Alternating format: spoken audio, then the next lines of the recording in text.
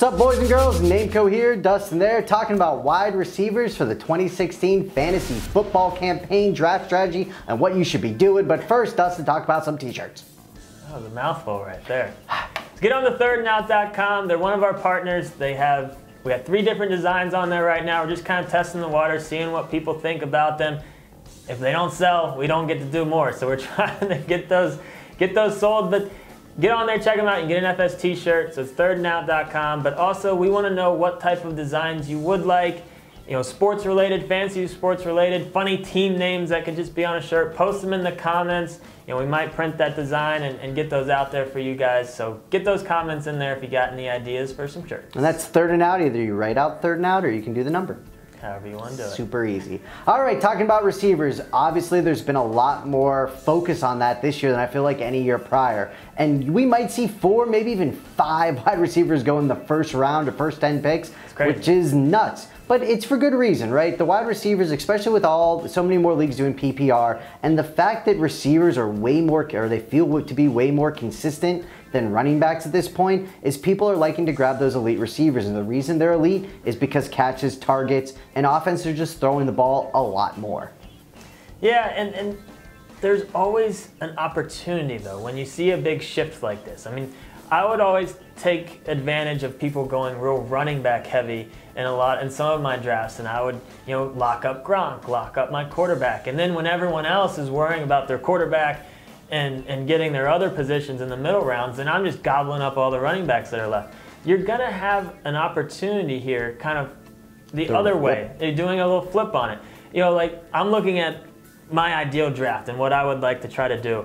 If I could go like Gronk, Jamal Charles, Aaron Rodgers in the first 3 rounds, or Luck or Cam Newton. I like getting the quarterback early. I know there's a debate one way or the other, but if I can get those 3 guys, and then I got that foundation, and then I shift back to receivers, even if I only get one of the top 30 receivers, I'm still pretty happy, but I could still probably get maybe a Golden Tate or an Emmanuel Sanders or Lockett or John Brown. If I could get 2 of those guys coupled with those other 3, I still think I'm sitting pretty at that point. So there's a couple ways to do it. You know, I totally understand this whole shift to wanting to get those top wide receivers early, with everyone getting burned last year with the early round running backs and the top quarterbacks that didn't.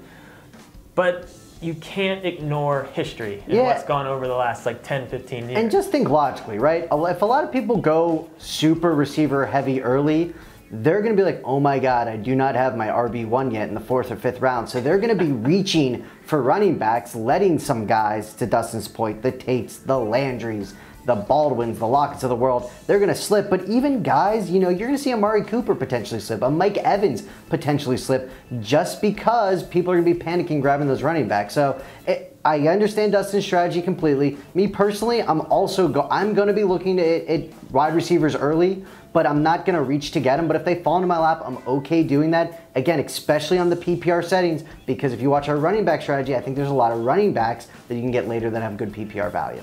Yeah, I mean, the point to a lot of these videos is, and what we've been talking about with this big shift that we're going to see this year, is just don't force anything. I mean, you can go in with a strategy, but you know, I can go in with that strategy. We're wanting to get, you know, Gronk, Jamal Charles, and Rodgers, but I'm not going to do anything crazy to do it. I mean, if I end up with the 3rd pick, I'm not doing it, you know? Like, it has to kind of fall into your lap, and you have to, you know, take all that into consideration in terms of what's the best pick at that time, just in general for your team, and not whatever strategy you have in your head. And don't forget, wide receiver has always and always will be one of the deepest positions, you know, so there's always wide receivers breaking out. You know, there's always guys that you can get later on, guys like Sterling Shepard, guys like Sammy Coates, you know, those wild card guys that could have a lot of value. So wide receiver's never been a position that you need to panic for, whereas running back and quarterback can be, and at certain points, depending on what type of team you're trying to build. But in my ideal draft, I would still have my late picks, my lottery tickets be those running backs.